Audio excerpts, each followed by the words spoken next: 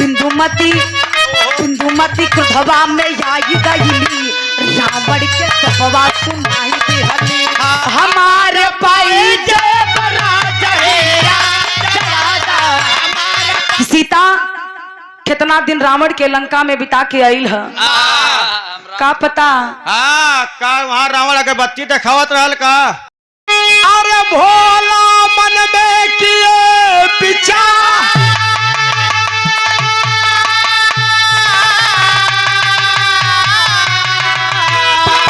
अरे विष पी के सुनिए उस बार अरे चले हैं ज्वलन बुझावई समुद्र लोक दरमियान।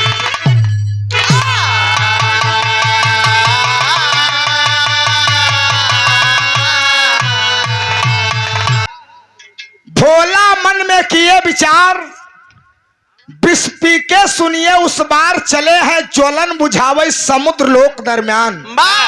शांति से बिरहा सुनबा मेरे दोस्त के एक बात समझ में आई जाई। समुद्र का मंथन हुआ, समुद्र मंथन में 14 रत्नों की प्राप्ति हुई। 14 रत्न निकला, विष भी निकला, अमृत भी निकला, शराबौ समुद्र मंथन में निकली रही। देवी देवता के जमाने में का सोमरस बोला जाता रहा, फर्क इतना ही रहा। देसी में रही कि अंग्रेजी में भाई? अभी देसी में रही कि अंग्रेजी में का तू जाना है। सोमरस देवी देवता के जमाने में बोला जाता रहा पंचौ। अब गौर करा, अमृत पिए बरे सब देवी देवता राक्षस दैत्य लाइन लगाई दी, लेकिन विष पिए बरे क्यों तैयार नहीं। भगवान भोलेनाथ दुनिया के मालिक अंतर्यामी विष का प्याला उठाए और विष को पी लिए और अपने कंठ में रोक दिए। भगवान भोलेनाथ का कंठ नीला पड़ गया। एक नाम भोलेनाथ का नीलकंठ भी पड़ा मेरे दोस्त। जब भोलेनाथ विष को जहर को पी लिए, शरीर जलने लगी, बर्दाश्त नहीं हो रहा है और बाबू जो ही समुद्रवा में गप्प कूद गए। जब कूद गए तो भगवान भोलेनाथ की आँखिया से एक बूंद आंसू जला में गिर पड़ा। एक लड़का पैदा हो गया जेकर नाम पड़ा जालांधर। आंसू गिरे से हो ई देवी देवता का माया अशोक मेहरारू ऑपरेशन कराए लेते तबो कभो लड़किया पैदा हो जाता। एकदम हम सही बात बतावत है मेरे दोस्त। अगर परमात्मा की मर्जी है तो हम ऑपरेशन को चल ना पाए नहीं पाओ। भगवान भोलेनाथ के बेटवा पैदा हो गया जालांधर। एक चीज बताई दे दोस्त, जवन लड़किया दुसाट टाइप पैदा होती, हाँ उन बहुत दिमागदार और बहुत बाहुबली होती, जान ले। मास्टर साहब एक लाइन गीत लगत, बस शांति से बिरहा सुन लेबा, हमार माई बहन सब लोग सुनत यहाँ, तुमनो गवैया गाँव सफल हो जाई। कहना है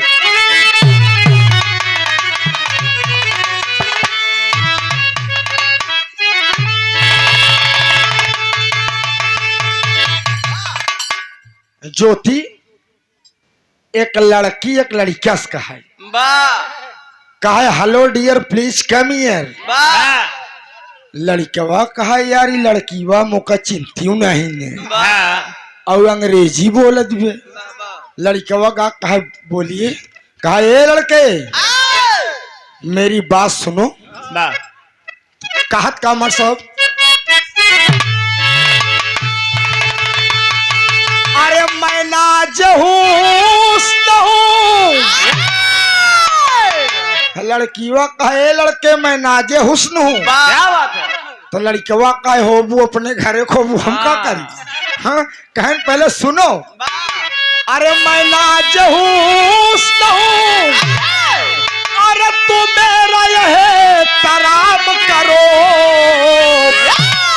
अरे जवानी नाम है मेरा मुझे सलाम करो, जवानी नाम है मेरा मुझे सलाम करो,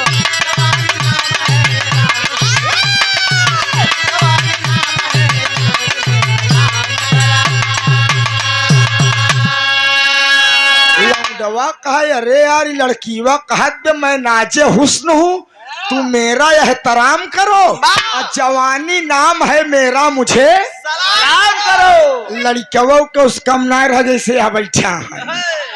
कहा ये लड़की तो का सलाम तो करब, सलाम करब, लेकिन हमारा एक ठीक काम है। लड़कीवा कहे बोलो क्या काम है तुम्हारा? वो लड़कवा बड़ा होशियार चपर चंड रहा है। वो कहा का मास्टर अरे तुम्हें सलाम करूं, तुम्हें सलाम करूं, अरे बस मेरा एक काम करो, अरे तुम्हें सलाम करूं, अरे बस मेरा एक काम करो, अरे अपनी मस्त जवानी हमारे नाम करो।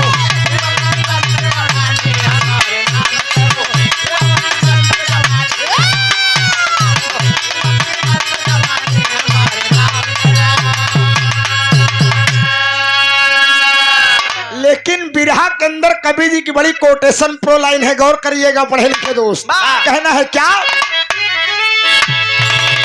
अरे तन है मानो का, अरे तन है मानो का, अरे नहीं इस पे अहंकार करो, अरे काम ऐसा करो सारे जहां में नाम करो, काम ऐसा करो सारे जहां में नाम करो,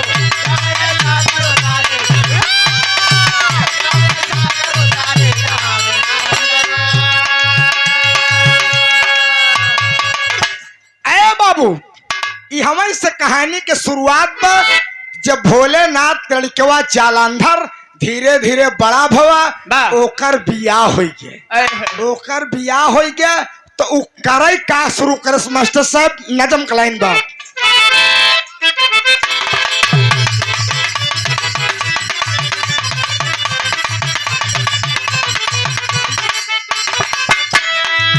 पीर जालंधर से सब देवता घबराते थे, जालंधर से सब देवता घबराते थे, जमी और आसमां सब उससे थरथराते थे।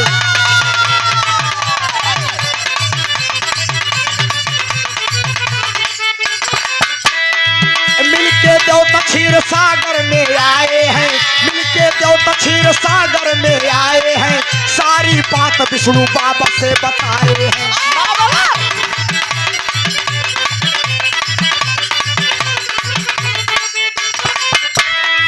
विष्णु कहे कि सारी चिंता हटावा तू, विष्णु कहे कि सारी चिंता हटावा तू, विष्णु कहे कि सारी चिंता हटावा तू, विष्णु कहे कि सारी चिंता हटावा तू, चल के बात भोले बाबा से बतावा तू।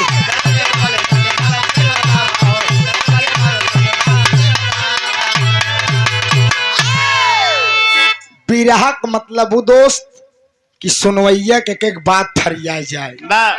गौर करा, भोलेनाथ बटौना जालंधर देवी देवता ऋषि मुनि सतावैला, कहा धरती पे भोलेनाथ ब्रह्मा जी और विष्णु जे पूजा करा हम ओकर गटाई काट ली। देवी देवता ऋषि मुनि कहनी बताओ, जब ब्रह्मा विष्णु शंकर के पूजा न हो तो धरती पूजा हो ही क्या कर? जालंधर कहा ये पूजा हमार होई। अरे बाप रे बाप, जे देवी देवता ऋषि मुनि भोले ओम नमः शिवाय करत रहे, पहुंचो दाढ़ी पकड़ हिलाई दे, कहा ये पूजा जालंधर को होई। ए पंचौ देवी देवता ऋषि मुनि रोवे लागेन, रोते रोते क्षीर सागर में गए। क्षीर माने दूध, दूधे वाले सागर में गए। माई लक्ष्मी पैर दबावत है, विष्णु भगवान से सैया पे लेटा है। इतने में देवी देवता पहुंच गए। प्रणाम प्रभु। कस भाई साहब तू लोग कैसे कहन भगवान भोलेनाथ का लड़का जालंधर हम लोगों को बहुत सताता है। कहता है धरती पर भोलेनाथ विष्णु भगवान ब्रह्मा जब पूजा करी हम गटाई काट ले। तो विष्णु भगवान कहने हेमा हम का करी? अरे जेकर बेटवा है ओकरे लगे और हंदे जब हमरे लगे चलाई बेटवा सतावत के ओरहन लग पड़ोसी की आई देवी देवता और रोए लगन कहन भगवान तोहरे लगे मदद बरे आए हैं आप दुनिया का पालनहार है माई लक्ष्मी कहन बौराहू चलन जाते सब रोवत गावत चला यहाँ तोहरे लगे विष्णु भगवान कहन चला तू लोग अगर हमरे लगे आई यहाँ रोवत गावत ताम इतना ही कह सकित कि तोहरे लोग के साथे हमहू कैलाश पर्वत पे चला बाबूजी विष्णु भगवान सब क्लिया एक चल देन और कैलाश पर्वत पहुंचन मास्टर साहेब भोलेनाथ भांग धतूरा छाने मस्त है माई पार्वती कहन ए भोलेनाथ अरे हमार बौराहू अरे तोरे बड़कू हमरे बड़कऊ आवत है लाव लस्कर लड़की भोलेनाथ देखन कहन कस भाई साहेब कहन हमसे न पूछे नहीं लोग से पूछ ले देवी देवता ऋषि मुनि पंचो रोवे लागेन कहन भोलेनाथ जवान लड़का तोहरे आँखी के एक बूंद आंसू गिरा पैदा हो गया वो देवी देवता ऋषि मुनि खमका लोग सतावत बा कहा बगर भोलेनाथ की पूजा करबा हम गटाई काट लिए पार दुनिया के मालिक भोलेनाथ क्रोध में त्रिशूल उठा लिए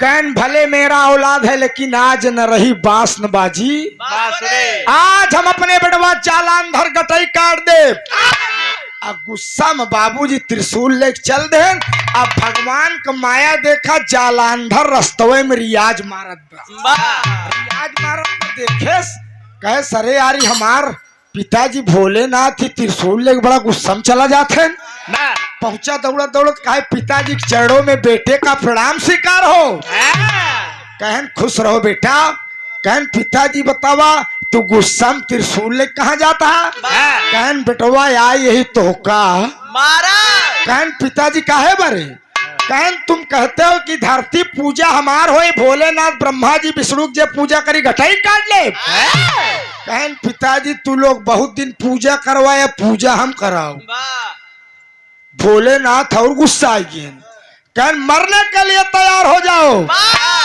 जालांधर कहे कि चला लड़ाई कर पहले जीतबे तब तो हमका मरबे बाबूजी बाप बेटवा में लड़ाई शुरू हो गई बड़ी रोचक कहानी है पंचो गौर करब बस 10-15 मिनट के अंदर मास्टर तेरी की लाइन लगत बाप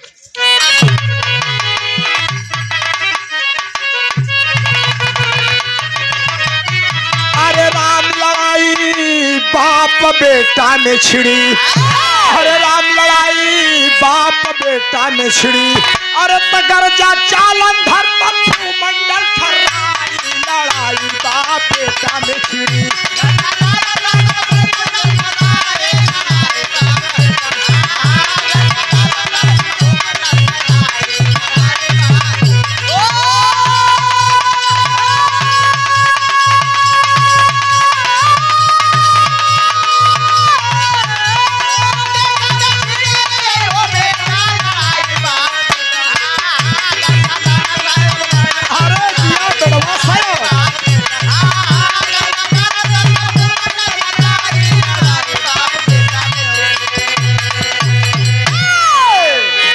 बेटवा में लड़ाई शुरू हो गई पंचो हर कैलाश पर्वत में माई पार्वती विष्णु कहन ए बड़काऊ कहन का बात है कहन तोहरे भैया भोलेनाथ अपने बेटवा को मारे गया है लेकिन उसे जीती ना पाई विष्णु भगवान कहन तू कैसे बात करत हो पगलाई गई है हमार भैया भोलेनाथ जेका पैदा करे हो ससुर को ही न मार पाई कहन नहीं होमा कुछ जादू बा तब पार्वती कहत काहे पंचौ चौक लगत मास्टर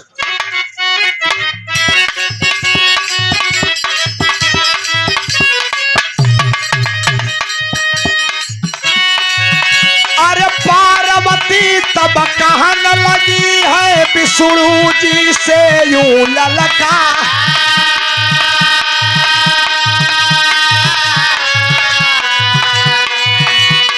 जीतन पही जालंधर से पतिव्रता बा वृंदाना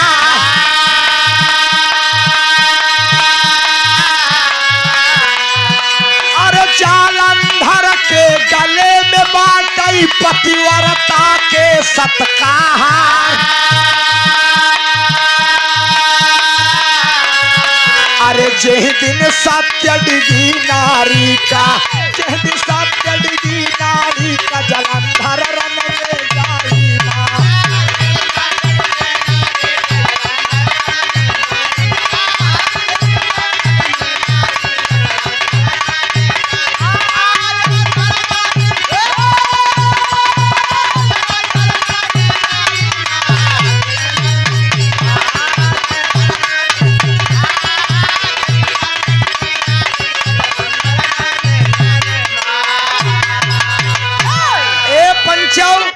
पार्वती कहें जौने जालंधर अपने बेटवा भोलेनाथ मारे गया है, जालंधर का दुल्हन जेकर नाम वृंदा है। वृंदा अपने पति के गले में एक हार पहनाया है। कहन तब कहा जालंधर दुल्हनिया वृंदा अपने पति के गले में एक हार पहनाए बा। जिस दिन कोई पराया मर्द जाकर वृंदा के सत्य को डिगा देगा, अर्थात तू नहीं जानते, उसके शरीर को कोई पराया मर्द टच कर देगा, छू लेगा, उसका धर्म बिगाड़ देगा, तब वो करे पति के गले का माला टूट के गिर जाई। वही दिन के वो का मार पाई नहीं। भोलेनाथ कितनो मेहनत करही अपने बेटवा को मार ना पाई।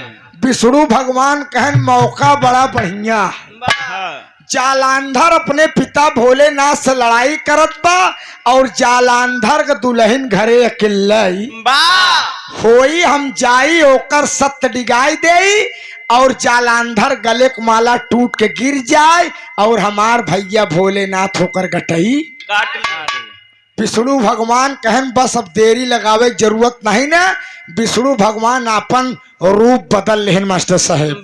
रूप कहन अगर असली रूप में जाब तो वृंदा चीन जाए, गोड़े धरे लगी तो हम धर्म कहाँ बिगाड़ पाओ। कहन हम रूप बदल के जब साधु के रूप बनाए के यहाँ बिरहा सम्राट पूजनी गुरु मोहरुम जनाब हैदर अली गुरु जी धुन लगत मास्टर।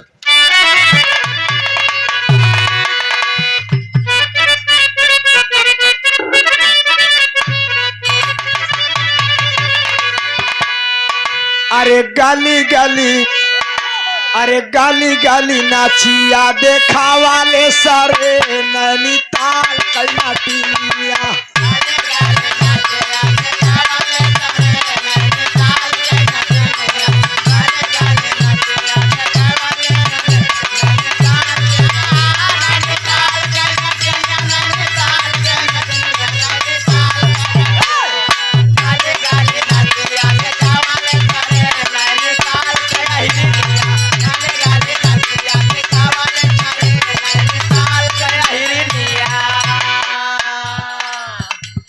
मार जब तुहार बुद्धि में काम करी।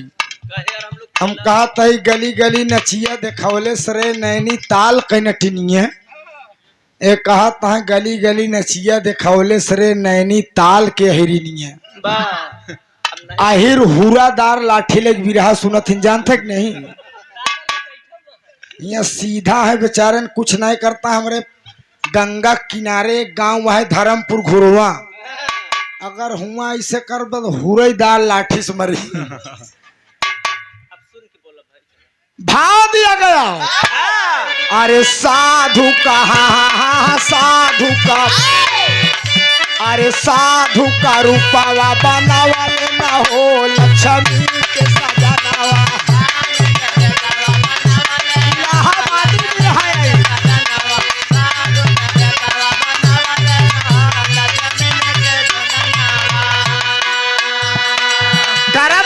विष्णु भगवान साधु के रूप बनाए हैं। अरे सथावा में साधु बाबा चेला वाली आए।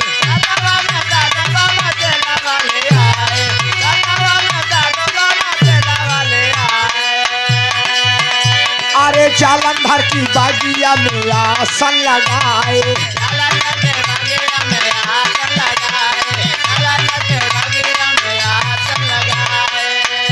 अरे माया माया, अरे माया अपन फैलावल न हो लक्ष्मी के सजनावा।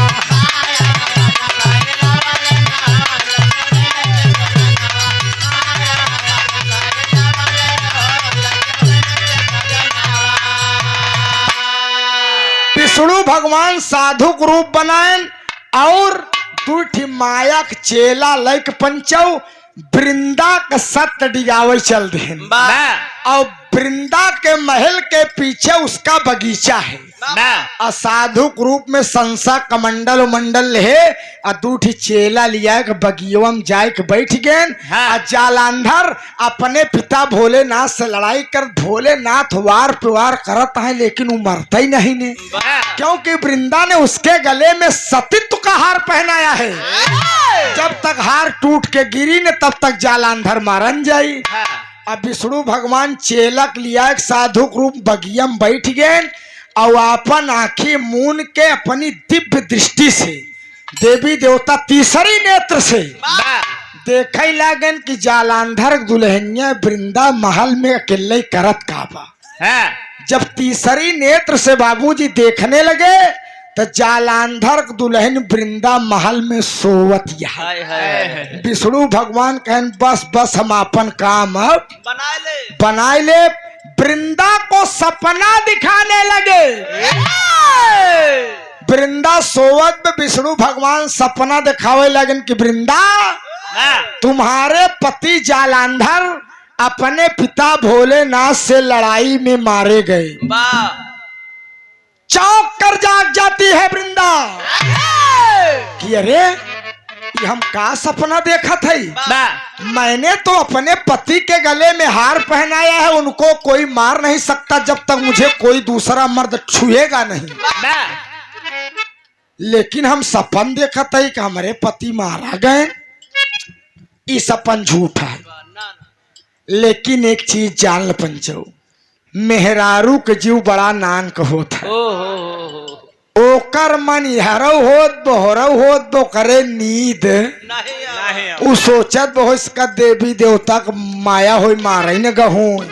एक कहती सोचत बो हम उनके गले में हमाला पहनाए ही जब तक दूसर मर्द हमका हमार सतंडी गाय माला टूट गिरी न तब तक न मारा जही। ओकर मन इधर उधर होत बा। अपना मन बहलाने के लिए उस बगीचे की तरफ आती है जहां संसा कमंडल है चेला लिया है साधु के रूप में विष्णु भगवान बैठा है। पंचो मास्टर साहब एक लाइन तरत बा।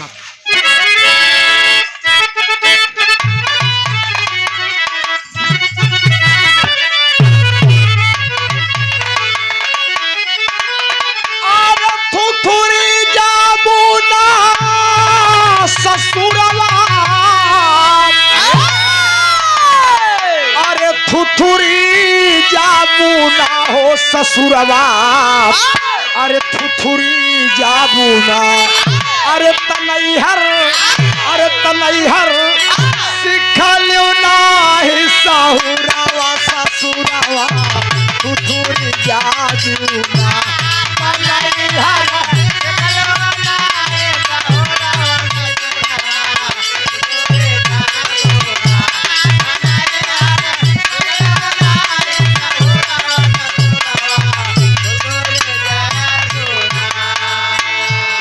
भाव दिया गया उड़ी उड़ी जालाना या चरवा, अरे उड़ी उड़ी जालाना रे या चरवा उड़ी उड़ी जालाना। तब बगिया में कई के गई न सिंगारावा या चरवा उड़ी उड़ी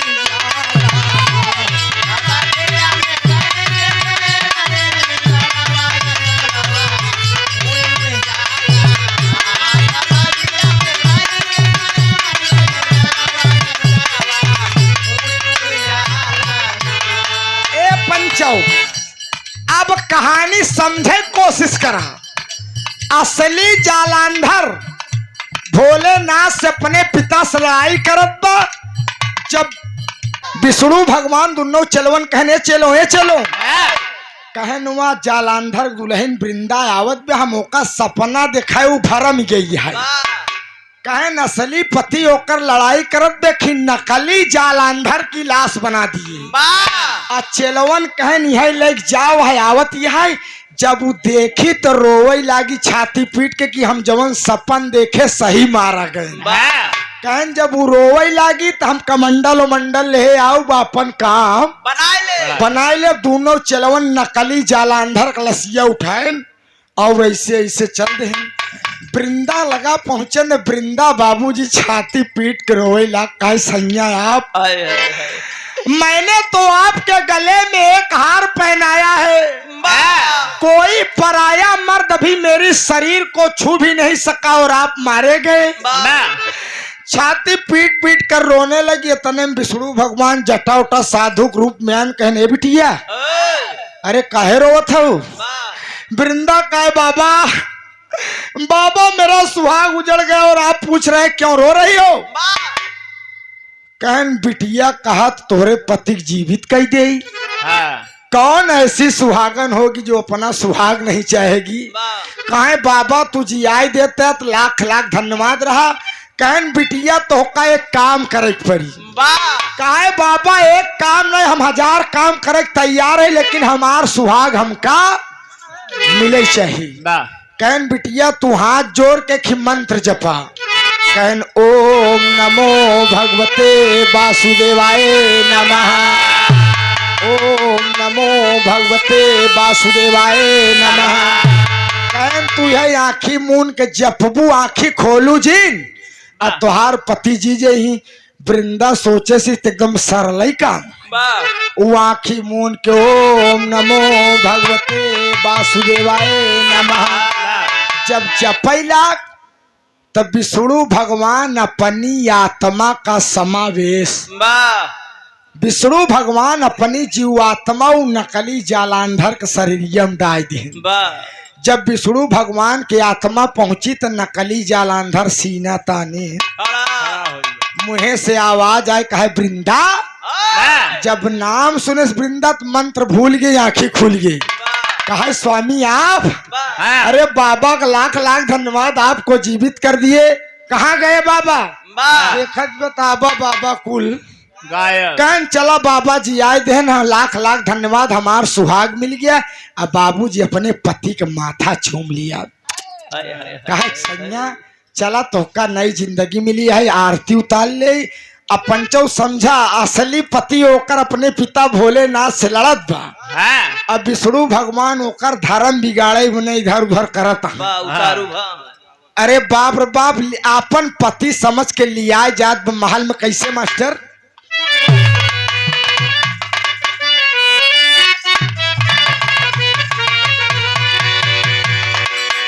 ज्योति यह भोजपुरी या जोन गावे चलते गाना आया है लवंडिया लंदन से लाएंगे रात भर डीजे बजाएंगे। बतावा यह ससुर कौन गाना है?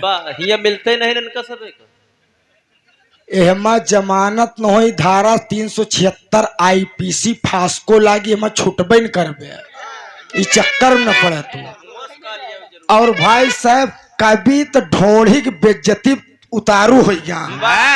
कौनो गाने उनका नहीं मिलत भाई ढाई लई दे ढोढ़ी लई दे देवरा ढोढ़ी चटना बतावा यह ससुर गाना है। वो आइसक्रीम हो गई है। लेकिन गौर करा दोस्त ये भोजपुरी अटई हो वृंदा गावत के लिए आई जाती है खुशी में कैसे?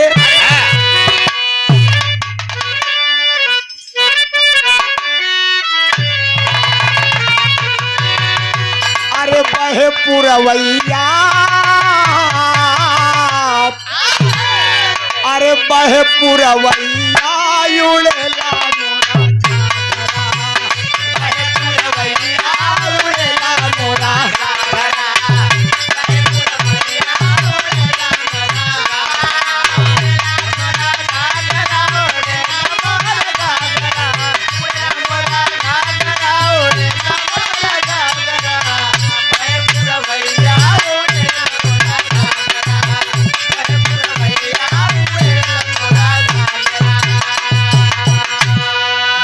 फिर अब जान यो हम नाम न बताओ तब सब जाना था ना। क्या बात है? 100 रुपया पुरस्कार हमारे भाई की तरफ से। अरे बैरी पवनवा मदनवा जगाए, बैरी पवनवा मदनवा जगाए, बैरी पवनवा मदनवा जगाए।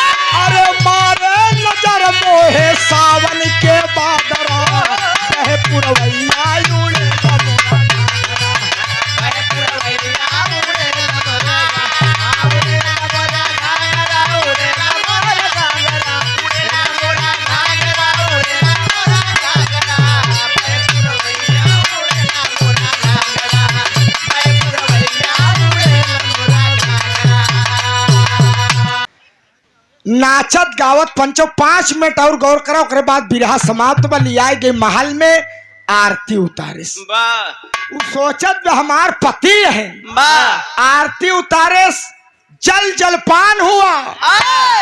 मेरे दोस्त सबके पास परिवार है, सबके पास माताएं बहनें बहू बेटियां हैं। जिस तरीके से एक पति और पत्नी के बीच में गंगा जल जैसा पवित्र संबंध होता है, वृंदा अपन पति समझ के प्रेमालाप में लीन हो गई। प्रेमालाप नहीं जानते तू? फरियावा तब न जाना। प्रेमालाप जाए तू अपने बाबू से पूछे। जा तू नहीं बैठा काल सवेरे सत्संग जानत है। बाबा जय गुरुदेव वाली। बाबा जय गुरुदेव ने मेहरारू और मनसेधु के बीच में शारीरिक मिलन को प्रेमालाप और सत्संग कहते हैं। अब जाने अरे हम कौनो प्रोफेसर यूनिवर्सिटी थोड़े हुए तो का समझा पाओ। ए बाबू, जब अपना पति समझकर वृंदा प्रेमालाप में लीन हो गई तो जो उसका पति जालंधर अपने पिता भोलेनाथ से लड़ रहा था, उसके गले की माला टूटकर गिर गई। वो जान गया कि कौनो ससुर आए कि हमरे मेहरारू के साथे गड़बड़ कई दे। अब हम जरूर मारा जाओ। इधर जब विष्णु भगवान होकर धर्म गड़बड़ाई देन, असली रूप में आई गेन। वृंदा देखे कहे सरे स्वामी आप अभी तो मेरे पति कहन तुहार पति लड़ा था, हम विष्णु भगवान ही। अरे बाप रे बाप, वृंदा गोड़ पकड़ कर रोवे ला, कहे भगवान हमरे साथे इतना बड़ा धर्म। रोवे ला बाबूजी थिया दादा राम आधार का लटका लागत मास्टर। वही ज्योतिष सुने झकोरा मारे झूलनी साड़ी लहरा। ज्योति देखा ई दादा राम कैलाश से तनी बदल के गाय दे जाना। दादा राम कैलाश बिरहा जगत कुंवर कन्हैया कहे गए। जब लेडीजन को बिरहा जमाए ले, ज्योति खूब जमाए ले, पीर रसकाय की मार रियाज उज मार के नाच कूद के दादा खड़ा हो, यह कुर्तवा टोकवा पकड़ कहीं कहा बिरहा सुनने वाले मेरे दोस्त।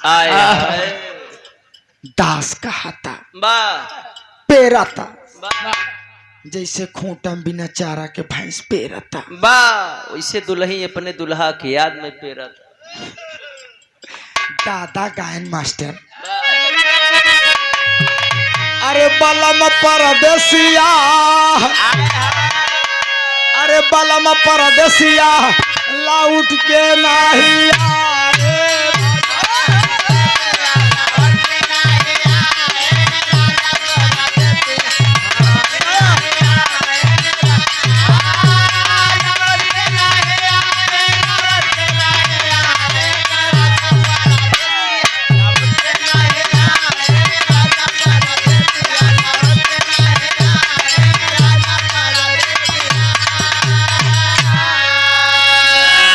दुल्हन का दर्द मर्ज, दुल्हन का दर्द समझ नहीं पाए राजा पर।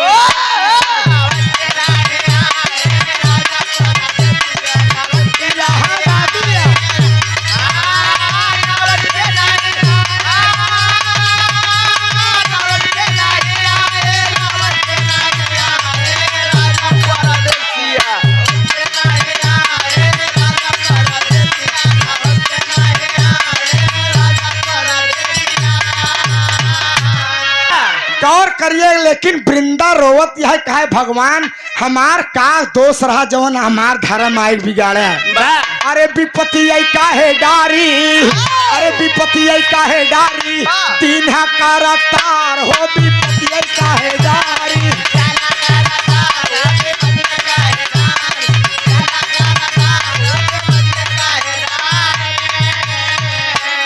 विष्णु भगवान कहन वृंदा तुहार धर्म बिगाड़े, तुहार पति मारा जाई, लेकिन तोहका आशीर्वाद देते तू सदा सदा के लिए अमर हो जाबू। अरे विष्णु भगवान दिहले तुरतैवारा दानवा।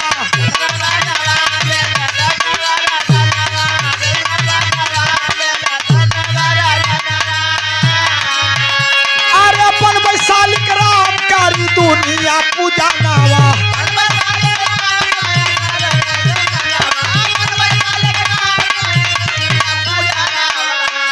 आप लोग शालिक राम समझता है कि नहीं? बा वो कमासीन बाजार के सद्दू महाजन के दूसरा लड़किया मार दिया बैग झपर सही हो जाए।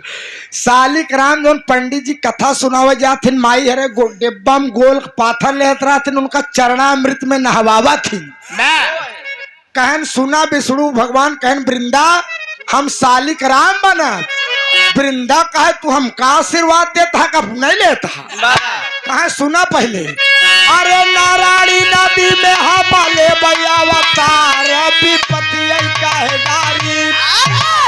कहे वृंदा हम शालिक राम बनब तोहार धर्म बिगाड़े ही तोहार पति मारा जाई लेकिन तू का बनबू। अरे तोहू तुलसी बनबू सुना वृंदा गुजरिया।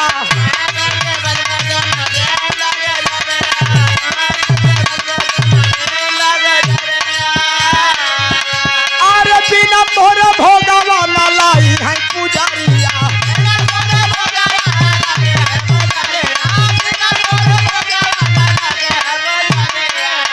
कहन हम शालिक राम बनब तू तुलसी बनबू जोन तुलसी का पौधा जेकर कार्तिक एकादशी पूजा होत है वही जालंधर दुल्हन वृंदा जोन कलयुग में तुलसी के रूप में पूजी जाती। अरे सदा चढ़ी रहबू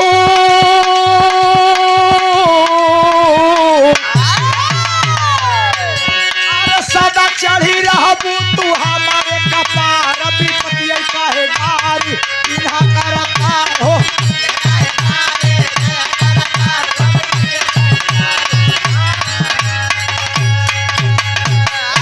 सदा चढ़ी रहबू तू हमारे कपार लोग नाम रथी तुलसी छेदी लाल। छेदी लाल कोनो मतलब नहीं। पहले तुलसी तब राम। कहाँ सदा चढ़ी रहबू तू हमारे कपार। कहाँ जा वृंदा सदा सदा के लिए अमर हो जाबू। कार्तिक एकादशी पे हमार तुहार बियाह होई। लोग शालिक राम और तुलसी के बियाह करावत। एक सब दिन न भूखा रहा दोस्त चल जाई लेकिन कार्तिक एकादशी पे हम गवैया हो के एकदम वेद पुराण के निचोड़ बतावत ही।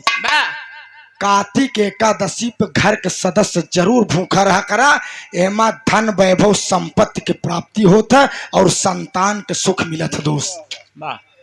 वह वृंदा आज कलयुग में तुलसी के रूप में दियली बत्ती लेहत भी मास्टर साहेब और विष्णु भगवान शालिक राम बने और इतना आशीर्वाद दे विष्णु भगवान अंतर ध्यान हो गए। जब वृंदा के पति के माला गले टूट के गिर गया तब भोलेनाथ खींच कर त्रिशूल मार दिए।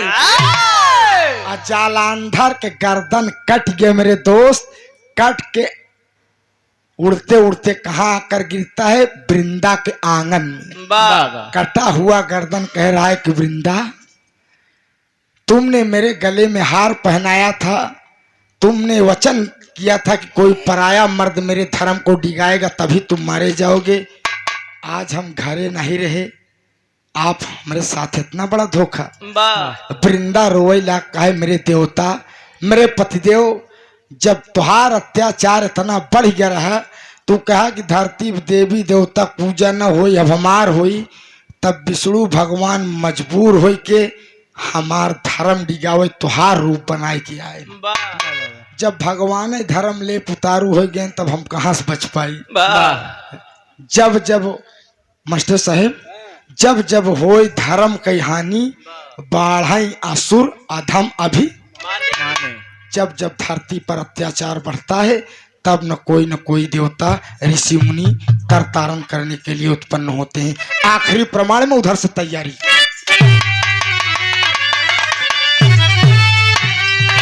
अरे बना मिली भाई बना मिली काका बना मिली का न मिली। अरे बना मिली है भाई बना मिली है बचवाया बना मिली अरे देसी घी कैसो हारी बना मिली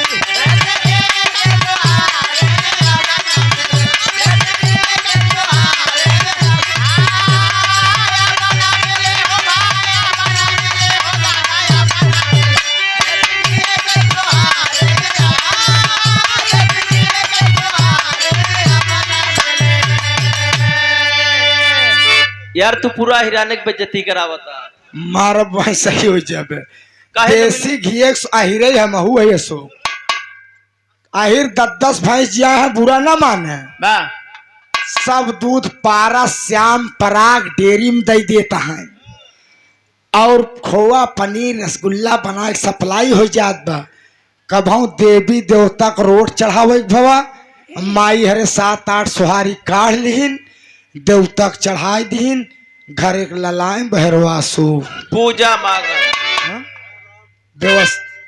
व्यवस्था होते हुए भी क्यों देसी घी एक सुहारी चाहे खाए सो लेकिन नहीं खाए पावत है नाथ कबीला आ जाए गोड़ हाथ धोवे लगे दालिम डाला घी महक जाए कबीला जान जाए दालिम घी पड़ गया अब पता नहीं कौन घी हो तो ससुर महकता ही नहीं ने बा अब दारू न महकत बा भाई सही कहता सो बेटवा जन्मदिन मनाई डवा खूब पनीर रसगुल्ला खियाई दे दोस्त यार कहन में पार्टी मजा नहीं यार कहन कहने की खंभावा दे होते तो मजा आ तो क्या करबा दोस्त जमाना बदल गया इसीलिए खींच कर भोलेनाथ त्रिशूल मार दिए और जालंधर का गर्दन कट गया और जालंधर मारा गया दोस्त अरे पूरा भवाए भैया पूरा भवाए बाबू पूरा भवा अरे भोले बाबा के सपना पूरा भवा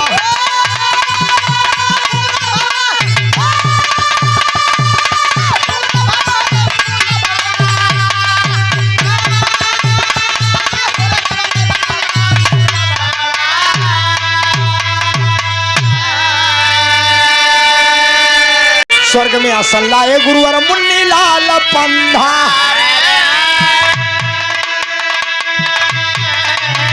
अरे कफन किया कभी फूला अरे बासारद कई बलिहारी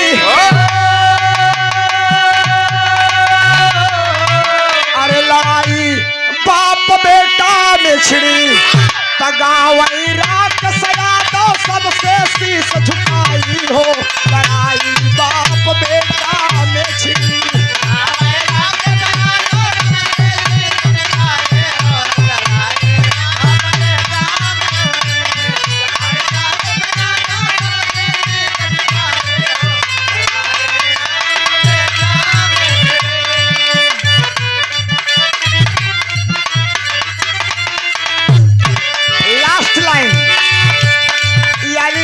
समझ सब जने बड़े गावत ही भंवरे ने खिलाया फूल फूल को ले गया राजकुमार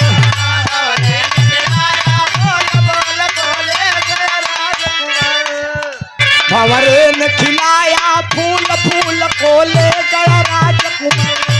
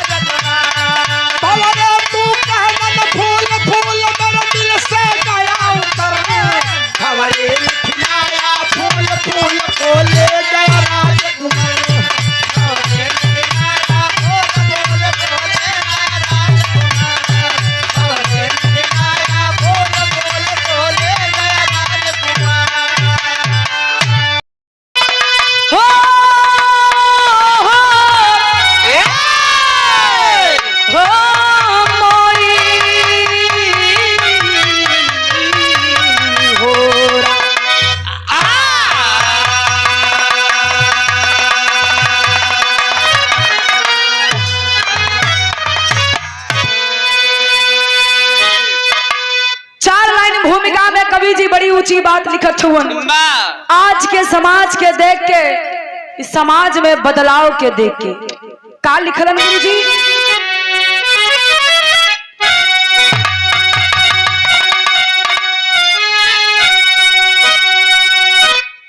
कि पाप और पुण्य जग में बस दो राग है, जिसने जैसा किया वैसा पाया है वो।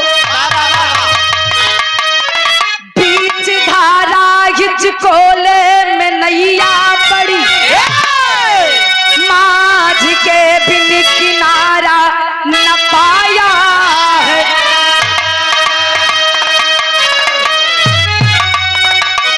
फूल की पंखड़ी में भ्रमर गूंजता, फंस के पंकज में रात्रि बिताया।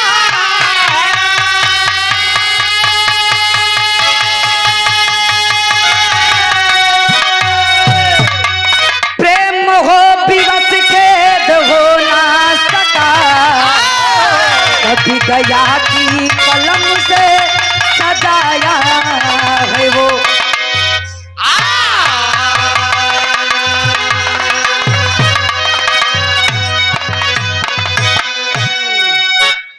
पाप और पुण्य जग में बस दो राह है, जिसने जैसा किया वैसा पाया है वो। ए भैया, इस दुनिया में दुइये रास्ता बाप, एक है पाप के, दूसर का पुण्य के। जे जवन रास्ता पकड़ेला उकरे हिसाब से ओके फल मिलेला। लेकिन बिरहा के अंदर गुरुजी कव्वाली के टुकड़ा बा, कैसे?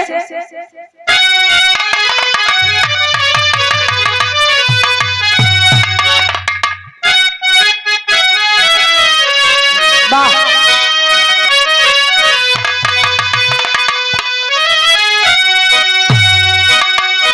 अरे गोकुल में श्याम सुंदर मुरली बजा रहा है।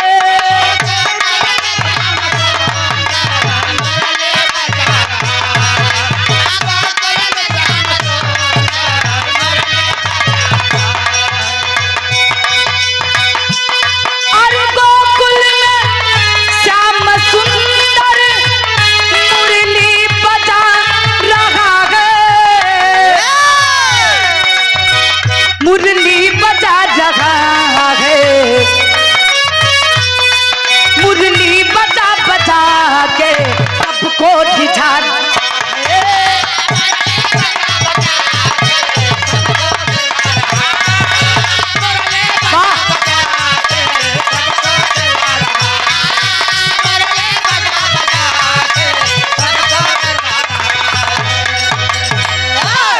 लेकिन भाव में कभी जी लिखलन का गुरुजी?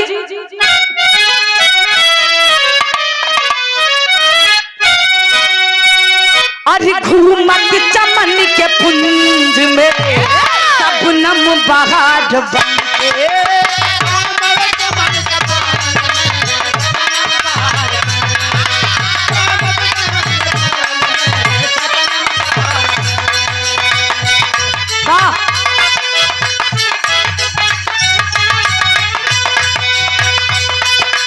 घूमत चमन के पूंज में सबनम बहार बन के।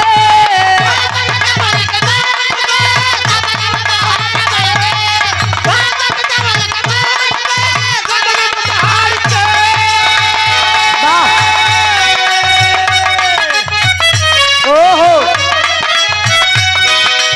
आती धरा के बीच में या बहार बन के।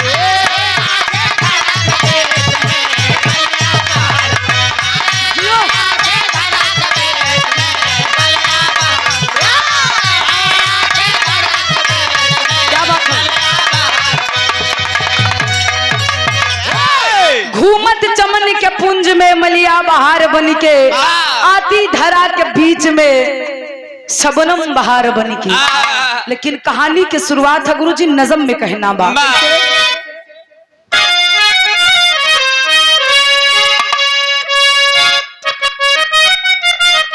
सही हो, कहानी की शुरुआत बा। घटा सावन की आसमान में जब छाई है, छठया चल की मैदानी में बन के आई है, चली है बिंदुमती थाल को सजाई है, करण को पूजा मैं नगिर के ऊपर आई है।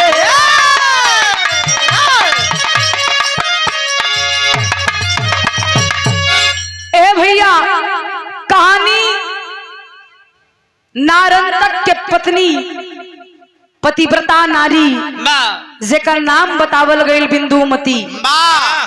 बिंदुमती भगवान भोलेनाथ के पुजारन रहल। चल देलस मैनागिरी पर्वत पे भगवान भोलेनाथ के पूजा करे खातिर। रूप के सजावल बा, संवारल बा, एगो नई नवेली दुल्हन की तरह ललकी चुनरी में सच के चलल हा। ए भैया, बिंदुमती अपने रूपवा के बना के चल देलस मैनागिरी पर्वत पे पूजा करके। जैसे पहाड़ से नीचे आवत था लंका पति रावण, भगवान भोलेनाथ के परम भक्त, भगवान भोलेनाथ के केहू परम भक्त रहल तो रावण रहल। ए भैया, रावण घूमत घूमत वही मैनागिरी पर्वत पे आ गई भगवान भोलेनाथ के दर्शन करे खातिर। जब पहुंचल तो देखा था सीढ़िया पर से एक थे सुंदरी उतरा था। जब निगाह पड़ल तो सोचे लगल कि बाप रे बाप, इतनी खूबसूरत नारी आज तक हम देख लेना। नारी? हाँ नारी। ये कवन नारी हो? खेत भरे वाली नारी का?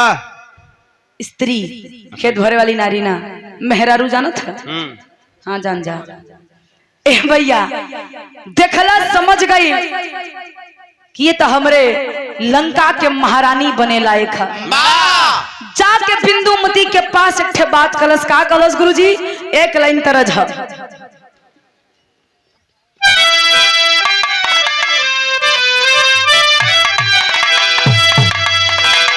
वाह,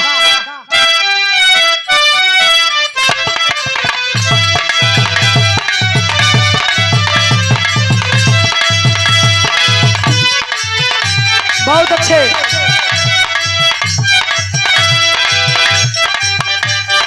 ओहो,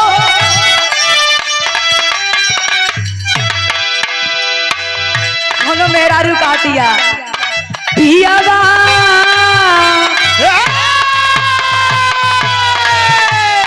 पियावा मिलल वाला लमुनावा, देखे के सपनावा ये नाना दी।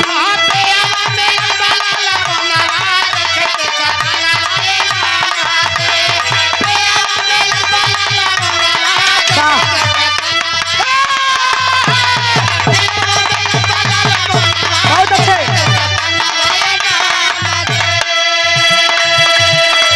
लेकिन ए भैया, रावण जाके बिंदुमती के पास यही के कहल जलक, जब इंसान के शक्ति ओवर हो जाले, जब घमंड बढ़ा था तब बुद्धि काम अब रावण के घमंड हो गई बा कि धरती पे हमरे से ज्यादा बलशाली के हुबा नहीं खे। जाके बिंदुमती के पास एक बात कलस। का कलस गुरुजी?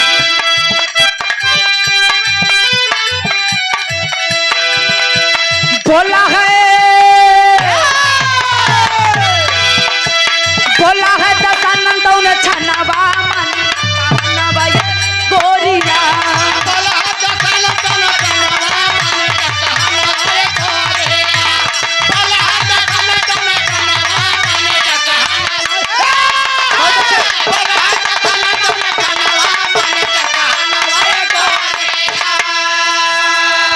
कॉलेज की हमार बात सुना, तोहरे सुंदरता पे हम लोग गई है।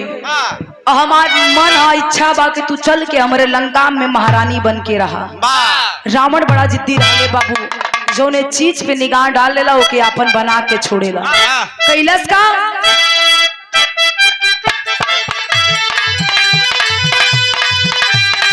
कहा था तोहरी सूरतिया पे भइल दीवाना।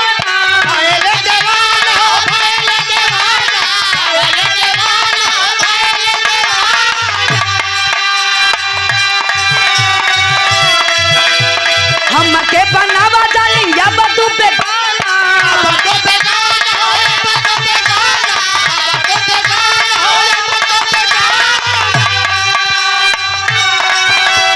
दुनिया में दुनिया में दुनिया में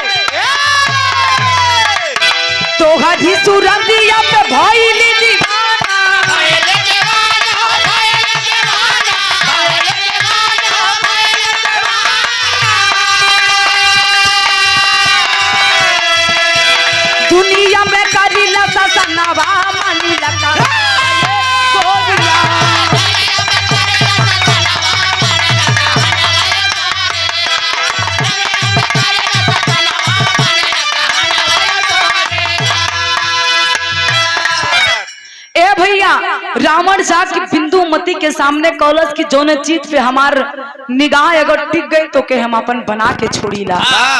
रावण आजकल दुनिया में लोग पैसा रुपया धन दौलत के शौकीन है ना, लेकिन रावण मेहरारू के शौकीन रहे। जितना ही पाई जाए उतना ही कम रहे। कलश तू हमरा के पसंद आ गई हूँ, तू हमारे लंका के शोभा बढ़ जाई। अगर लंका में चल जाबू तो हमारे लंका के शोभा और बढ़ जाए। बिंदुमती देखा था कि जान ना पहचान मैं तेरा मेहमान का तुम्हारा दिमाग उमाग ठीक है? कहो बतावा हम तोरे बिटिया और पतोहू की उम्र के हई, ऊपर से हम शादीशुदा एगो पतिव्रता नारी।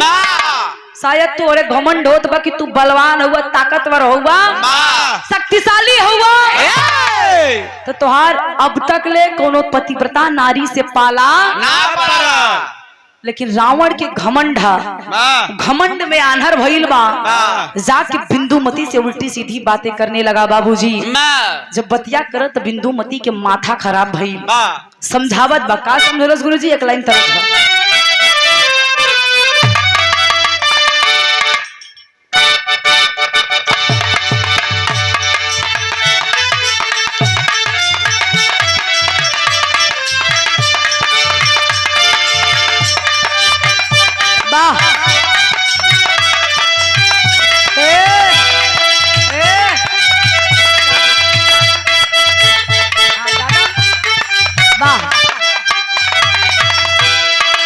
कोनो दुल्ही ससुरे में भा माई फोन पे ले बिटिया, ससुराल में सब कुछ ठीक ठाक है ना? बिटिया कहा माई सब ठीक है, देवर जेठौत ननद जेठान सास सब निक मिल गए। कहीं तब के खराब बा, कहा एक खराब है जैसी जिंदगी बीते के बाद। कहीं कमी का हुआ बतावत है, का बतावे?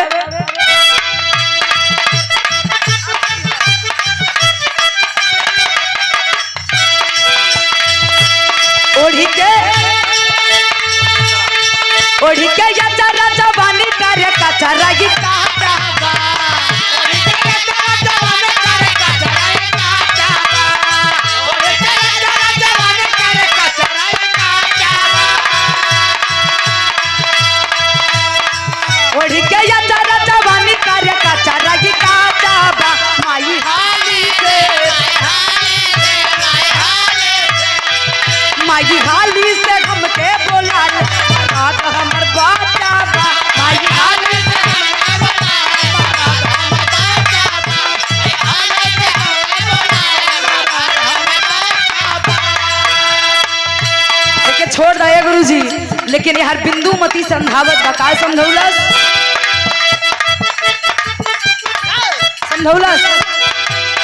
अबे नसरमिया चढ़ल जवनिया नया छाबा,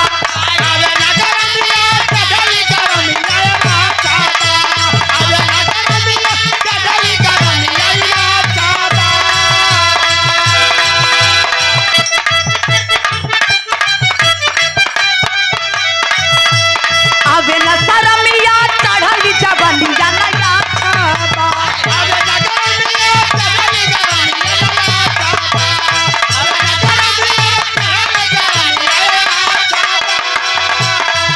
कवन माई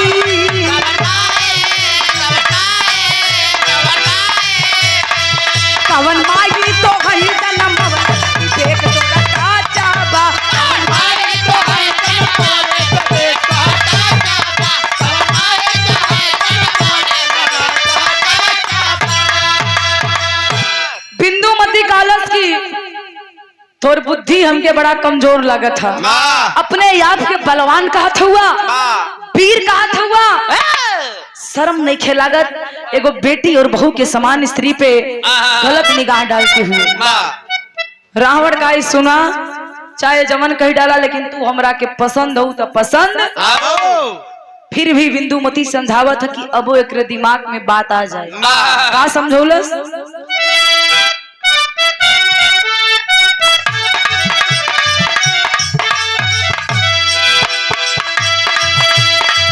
काहे गई ना पागलाई तोहरी आइल बा बुढ़ाई, काहे गई ना पागलाई तोहरी आइल बा बुढ़ाई, काहे गई ना पागलाई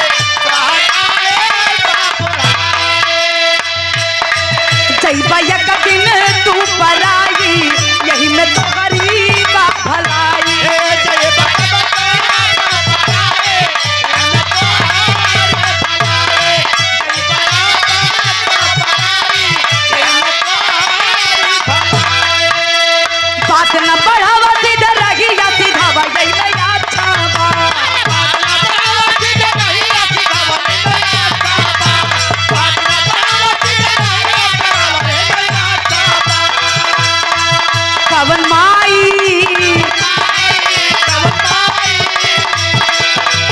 कवन माई तो हई जन्म बनी एक तो रकाता बा कवन माई तो हई जन्म बनी एक तो कवन माई तो हई जन्म बनी एक तो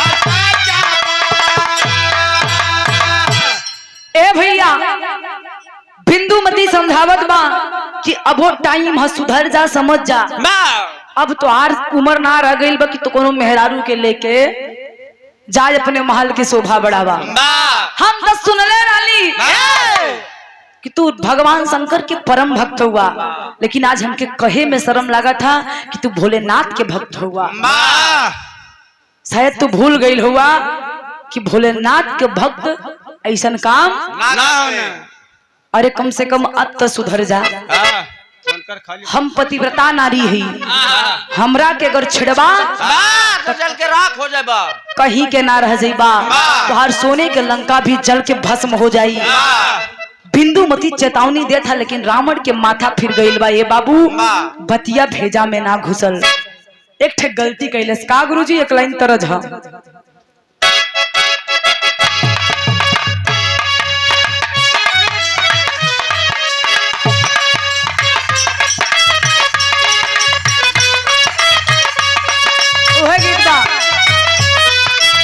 कोनो लड़की कहे मार्केट में 2 साल पहले बजत रहे जौन है बराते में भैया बच जाई तू लहनी के जान ला मार हो जाए डीजे पे मार हो जाए मार ना हो पागल दुल्हा बेचारा दिले पे एकदम हाथ रख के सोचई बा हम 2 नंबर के है 2 नंबर के कहीं हमरो वाली गड़बड़ ना हो कहे का कहे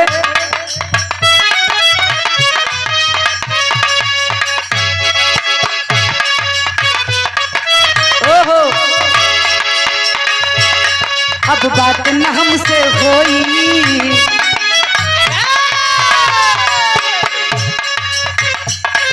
अब बात न हमसे होई सुना ये मोर करेजा अब बात हमसे होए सुनाए मोर करेजा दिखले बड़ा तू जवन मोबाइल या के ले जा चले बड़ा जवान मोबाइल लेके ले जा चले बड़ा जवान मोबाइल लेके ले जा अब लड़का कहे सुना याद कर दहिया कुमार रहलू याद कर दहिया कुमार रहलू या बात पहिले हमार रहलू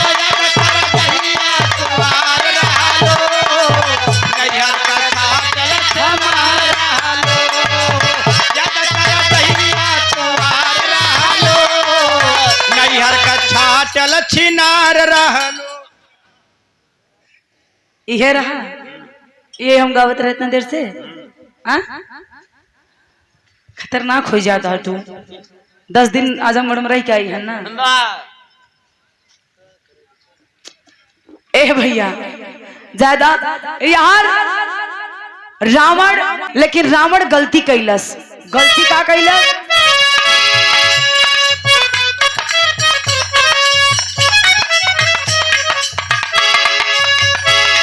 अब बात खत्म कुल भइले तू बतिया अब बात करम चल भैया बतियाते हमरे माना अब बात करम चल भैया बतियाते हमरे माना हम यही दसान न हमके हमरा पे तू कही आना हमारे जवान हमें हमारा हमारे गाना हमारे जवान हमें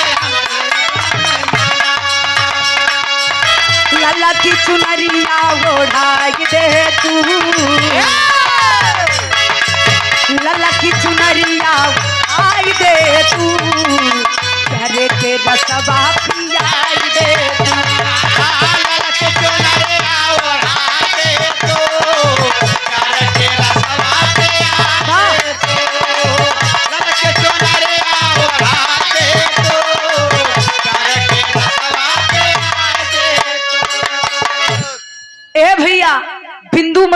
समझौते हाँ, लेकिन रावण जाके बिंदुमती के हाथ पकड़ लेलस, कलश की अब बर्दाश्त नहीं खे हा।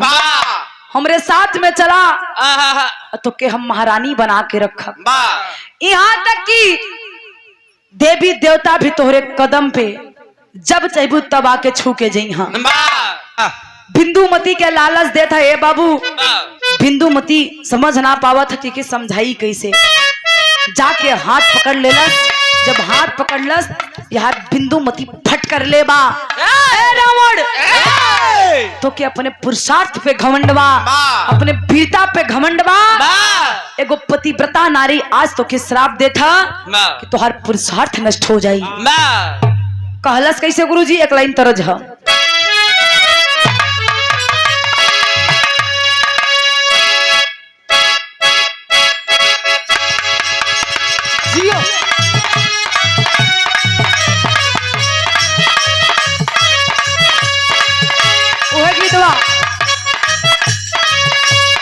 गोरी तोरी गोरी तोरी गोरी तोरी चुनरी बा लाल लाल रे, रोड पे चले लू कमाल चाल रे। गोरे गोरे चुनरे बा लाल लाल रे, गोरे गोरे चुनरे बा लाल लाल रे, रोड पे चले लू कमाल चाल रे। गोरे गोरे चुनरे बा लाल लाल रे, रोड पे चले लू कमाल चाल रे। लेकिन ये भैया यार रावण के बिंदुमती श्राप सुनौले हा। का सुनौलस? बिंदुमती बिंदुमती क्रोधवा में आई गईली, रावण के सपवा सुनाई दिहली। हाँ बिंदुमती क्रोधवा में आई गईली, बिंदुमती क्रोधवा में आई गईली, रावण के सपवा सुनाई दिहली। बिंदुमती क्रोधवा में आई गईली, रावण के सपवा सुनाई दिहली। जौन पुरुषा रख पे गईला पगलाई,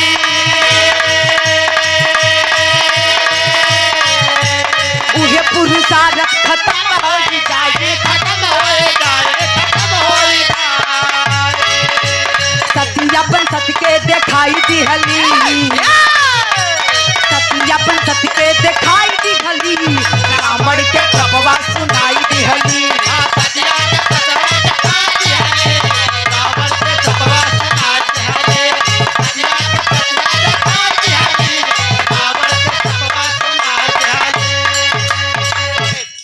ए भैया बिंदुमती श्राप दे देलस कि आज अगर हम पतिव्रता नारी हो तो जा तोरा के श्राप दे थई, जो ने पुरुषार्थ पे तो के घमंडवा, आज के बाद तोर पुरुषार्थ नष्ट हो जाए। तू ही जरा हो जाई भाई आज के बाद से। ए भैया बिंदुमती के श्राप रावण के शरीरिया में लगल हा। जब श्राप लगल तो रावण अपन मोहना के लटका के आइल बा लंका में। रोज जब आवे शिकार करके तब मंदोदरी के पास जाके, मंदोदरी रावण के प्रिय पत्नी बतावल गई, रानियों में महारानी मंदोदरी। जब कहीं से रावण आवे तो मंदोदरी के कक्ष में जाके मंदोदरी से बातचीत करके ही लौटे। आज आइल रावण तो मंदोदरी के कक्ष में ना जाके सीधा अपने शयन कक्ष में गई। यार मंदोदरी चिंता में कि रोज तो हमरे पास आवत रहलन, आज का बात है कि हमरे पास अइलन ना। तो चलस की लागत बहुत ज्यादा थका गई हो, काहे ना हम ही चल के जाके अपने स्वामी से भेंट कर ले। अब हे भैया मंदोदरी रावण के पास जब पहुंचल बा तो देखा था कि रावण एक लंबा लंबा चद्दर ओढ़ के सुतल बा। मंदोदरी कलश की बात का आवाज पे आवाज दे थई, बोले के तैयार ना हुवन। कलन स्वामी का भइल आपके? जितने आवाज लगवाए उतने रावण चद्दर ताने जाए, कैसे न हो कि मंदोदरी आके पूरी बतिया जान जाए। लेकिन ये भैया यार मंदोदरी चदरवा हटा के जैसे ही बिस्तर पे बैठेलस अब पूरी सच्चाइया जान गई। पूछा था का पूछलस गुरुजी? यहाँ बड़ी बेजोड़ तरज है। कौन तर्जबा?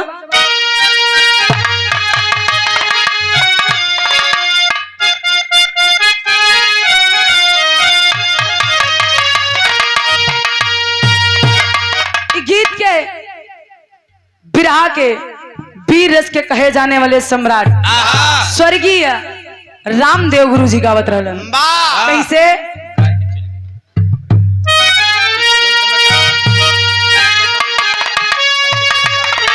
ए भैया वो गा के चल गईलन। तहू गाय के जा कहाँ जाई? अपने घरे हो। अच्छा हम सोची हुआ भेजता जाऊं गई हन। हाँ ए भैया का गाँव है?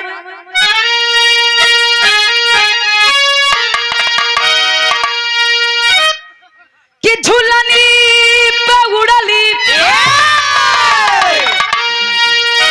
अरे झूलनी पे उड़ली जहाजिया उड़ादा हमारे पाई जे बना जहेरा जहादा हमारे पाई जे बना जहेरा जहादा हमारे पाई जे बना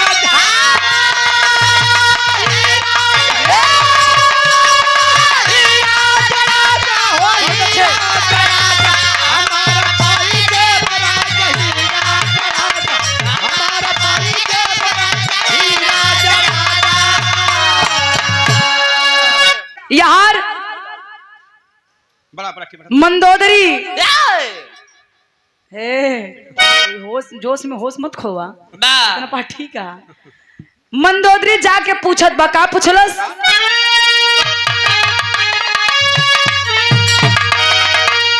अरे देख के दशा तोहरी, अरे देख के दशा तोहरी फाटल बछतिया बतावा बलम के भीतर लसगन बतावा बलम के भीतर बतावा बलम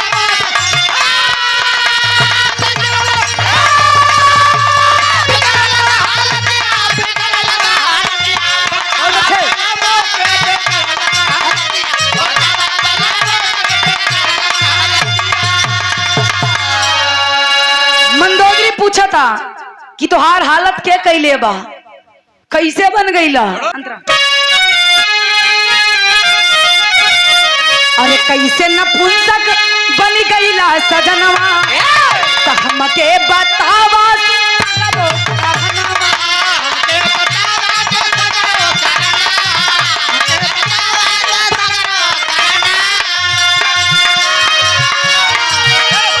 कौने कारणवा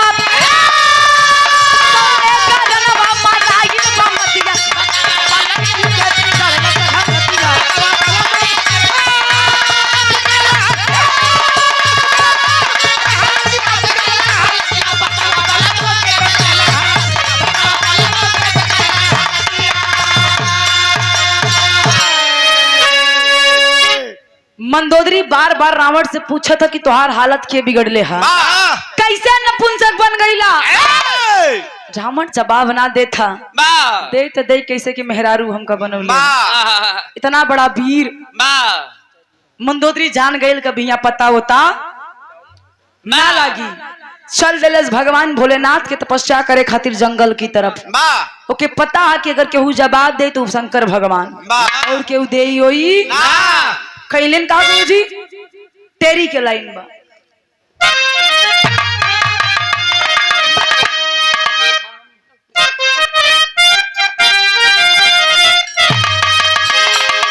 अरे सजनवा कैसे भइले हिजड़ा, अरे सजनवा कैसे भइले हिजड़ा त कौने भूल से सुखवा भइले मोर।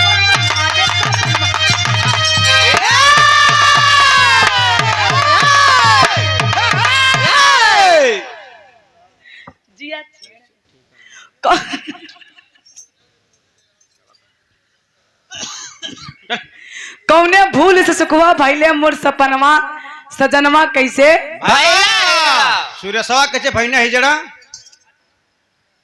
पागल हा ए भैया। यार जाके भगवान भोलेनाथ के तपस्या करत है मंदोदरी। जब तपस्या करे तो भगवान भोलेनाथ प्रकट भइलन। जब प्रकट भइलन तो कैलन का गुरु जी पहापट के लाई है।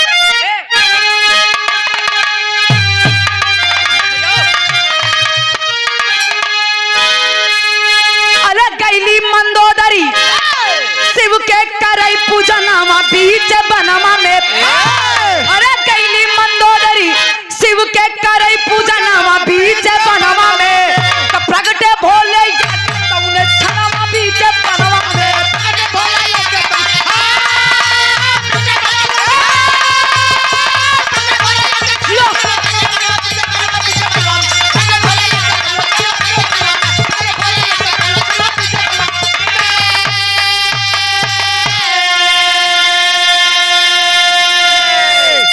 अरे बिंदुमती के साथ है रावण कैले से बड़ी नादानी अरे धरे कलाई जाई दसानन बहे नयन से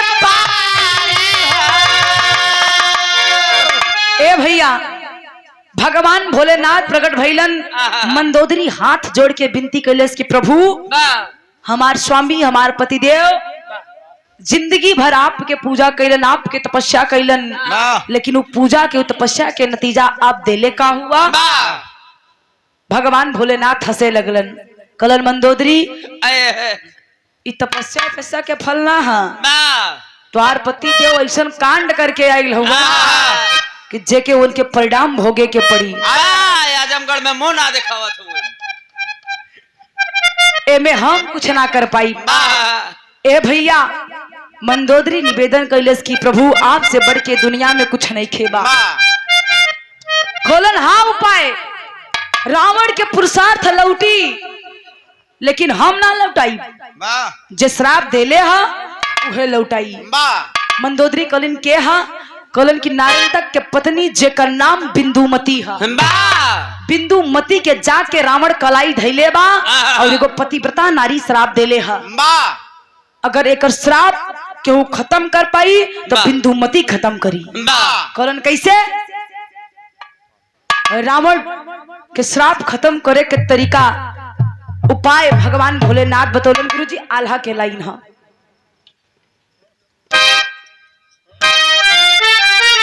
वाह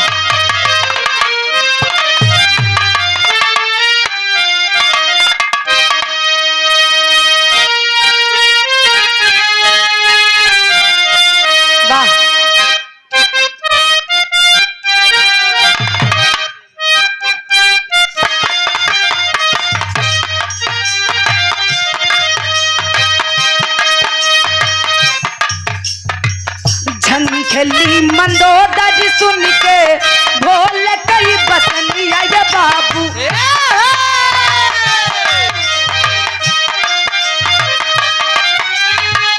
कहवनो उपाय भोले देता ना बता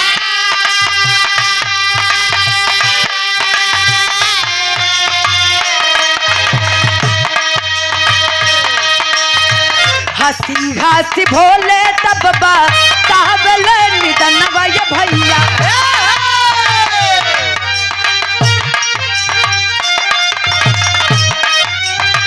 बिंदु के पास जाके कारा कारा दो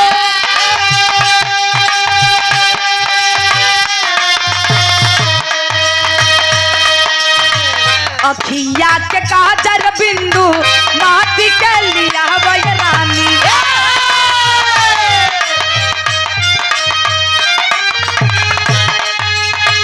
ले पकार रावण के पादानिया के जा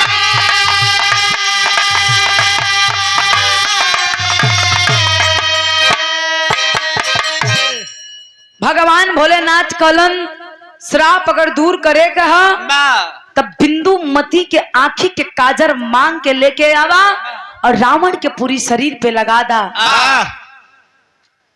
अगर आंखी के काजर मिल गई तो रावण के पुरुषार्थ लौट आई ना तो पुरुषार्थ ना लौटे ए बाबू भगवान भोलेनाथ से आशीर्वाद लेके मंदोदरी चलल बस सीधे बिंदुमती के पास ए भैया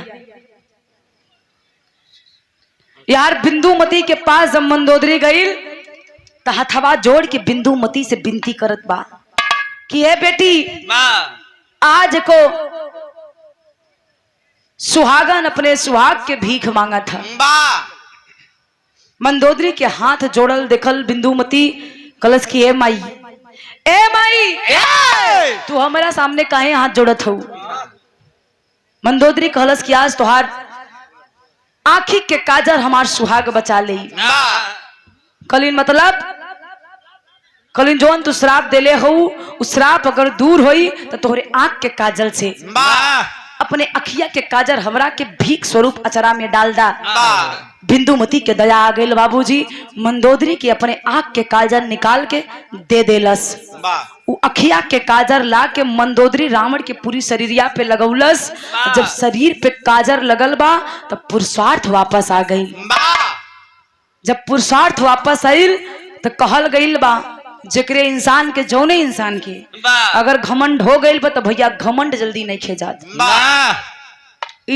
एक घमंड ना के लते समझला, लत है रावण के लत पकड़ ले बा के मेहरारू वाली, अभी छोड़े के नाम ही नहीं लेता।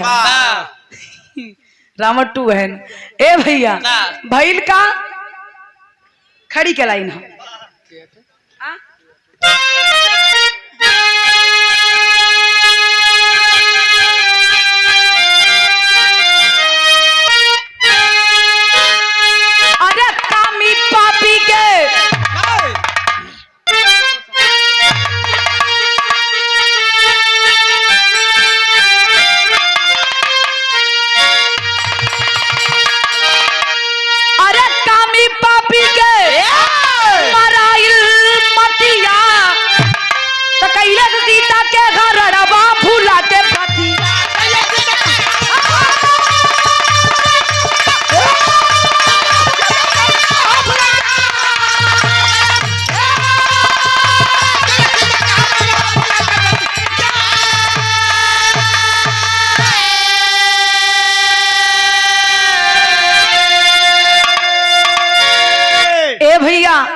जब पुरुषार्थ वापस आई तो रावण एक गलती बिचवा में कैलस। गलती का नल कुबेर के पत्नी जेका नाम रंभा बतावल गई। रंभा के साथे रावण जब दुष्कर्म कैलस तो वे समय नल कुबेर श्राप सुनौलन कि रावण आज के बाद अगर किसी पराई स्त्री पर हाथ डालोगे, निगाह उठा के देखोगे, अगर जबरदस्ती कैला तो तोहरे कुल के सर्वनाश हो जाई। इहो श्राप के रावण भुला गईल। जौने समय भगवान श्री राम सीता जी के लेके 14 बरस खातिर वनवास अइलन, श्राप भुला गईल। वहां सीता के हरण करके ले गई लंका। वही समय नल कुबेर के श्राप असर दिखावे लगल। दिखौलस का गुरुजी?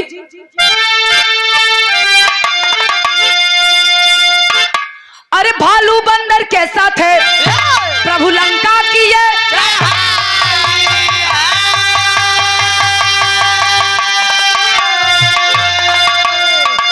कुंभकर्ण और मेघनाथ संग अहि रावण गया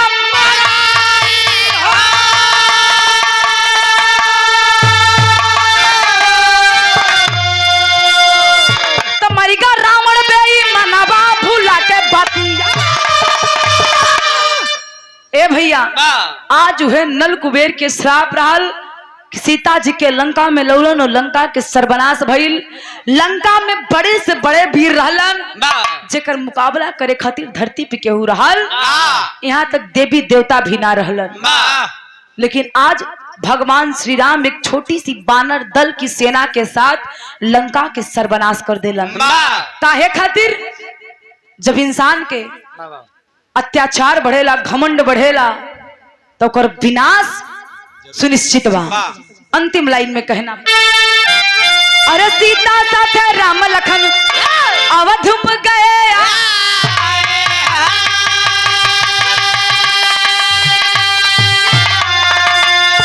अरे धोबिया मारे ताना सीता बन को गई पठाई।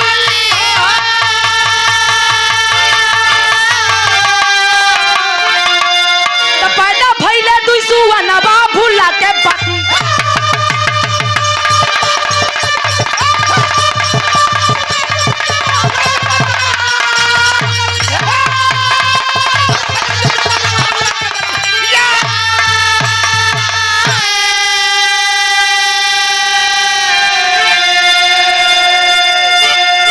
ए भैया कहल जाला अगर सच्चे दिल से केहू के श्राप दे दिया तो श्राप कभो खाली नहीं जाता। सीता जी के बचपन में श्राप लगल रहे। जब 2 ठो सुग्गा और सुगनी के पिजड़ा से बिछड़ दिले, उड़ा देले रहली। वाह कवन शराब? हाँ? पियल शराब। हाँ तो का तुम्हें देखा कहाँ 75 रुपया पूर्व भव ना श्राप। आज जो है श्राप लगल रहे। जौने समय सीता जी 14 बरस खातिर वनवास से जब लौट के अयोध्या में अलिन, गर्भवती रहलिन। उस सुगनी भी गर्भवती रहल जब ओकरे पति के छोड़लिन। अच्छा वही के छोड़े ना। हाँ सुगनी के छोड़े लेलिन, उस समय वो गर्भवती रहल। ताज जो है सुगनी श्राप देले रहली कि जौने समय जैसे हम तड़पत हई वही तरीका से तुम तड़पबू। सीता जब 14 बरस वनवास से लौट के अवध में अलिन, अवधपुर में अयोध्या में सीता गर्भ से रहलिन।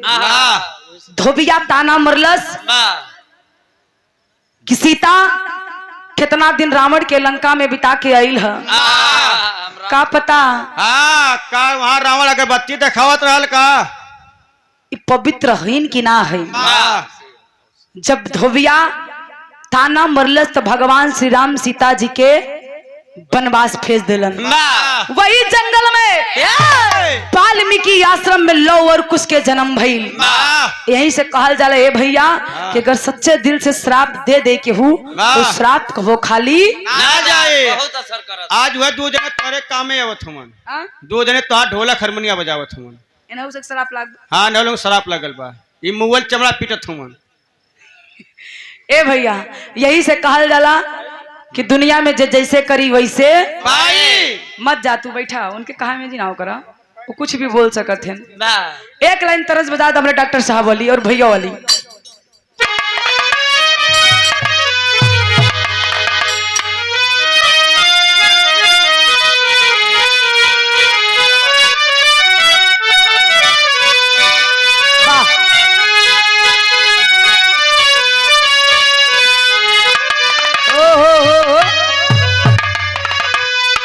कोनो लड़की कहे कोनो लड़का से का कहे गुरुजी?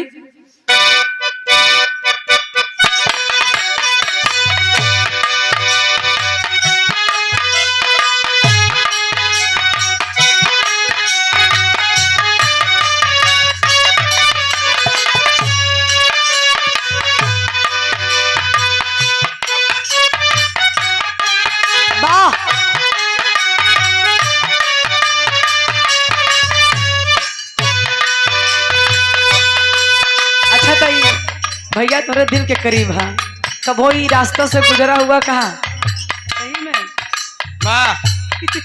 चलो कहे भौजी धोखा दे।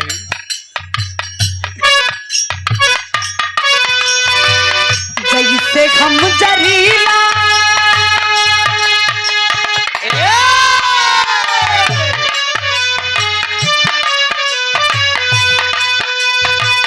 जैसे हम जरीला वैसे जहजला जैसे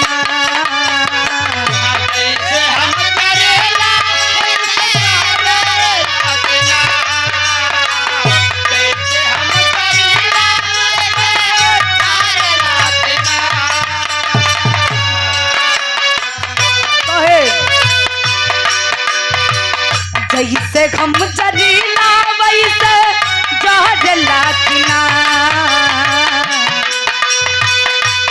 अपना पागली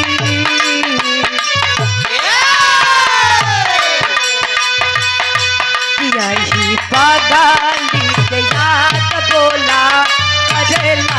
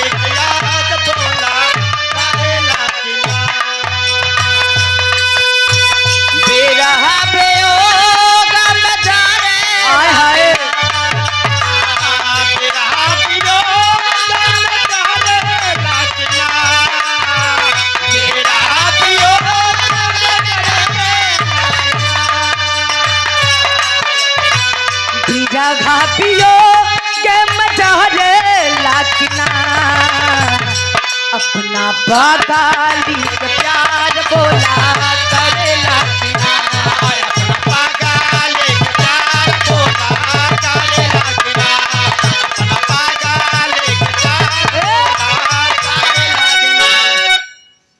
एक लाइन भैया वाले बजा था बस खत्म हो झकोरा हमारी साइकिल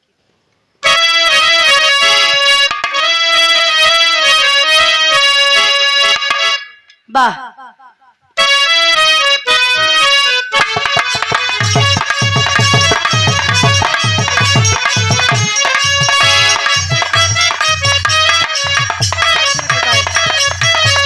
झकोरा मारई साइकिल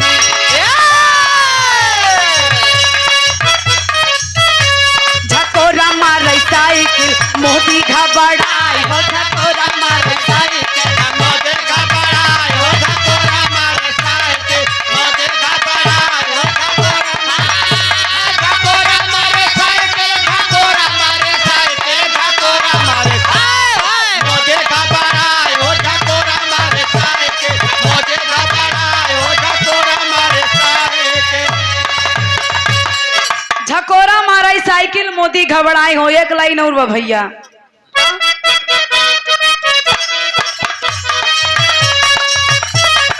राढ़ुवन के राज नहीं हमारा के चाहिए हमारा के चाहे हो हमारा के चाहे हमारा के चाहे हो हमारा के चाहे राढ़ुवन के राज नहीं हमारा के चाहिए हमारा के चाहे हो हमारा के चाहे हमारा के चाहे हो हमारा के चाहे। अब बाकी हो 24 में अब बाकी ये 24 में कई विदाई झकोरा मारई साइकिल मोदी घबराए हो झकोरा मारे साइकिल मोदी घबराए हो झकोरा मारे झकोरा मारे साइकिल झकोरा मारे साइकिल झकोरा मारे साइकिल मोदी घबराए हो झकोरा मारे साइकिल मोदी घबराए हो झकोरा मारे साइकिल। वाह अंतिम लाइन में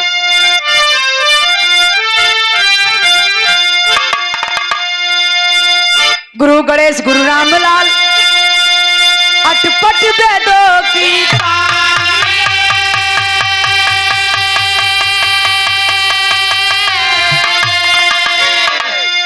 अरे स्वर्ग में से चंद्रिका कवि बच्चन की कहानी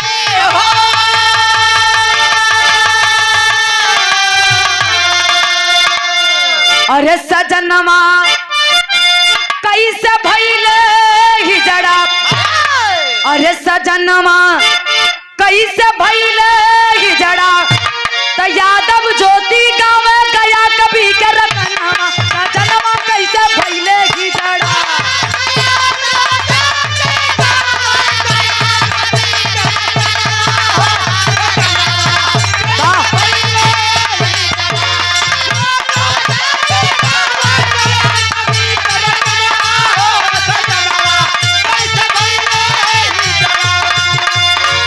रह बने बना